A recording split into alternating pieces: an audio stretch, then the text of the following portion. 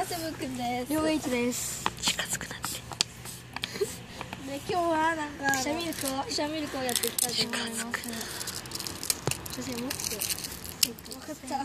先生の顔。痛い目が痛い。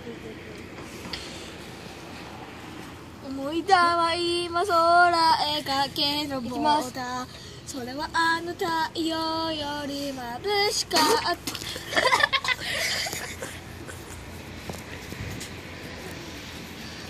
これで終わりたいと思います。See you!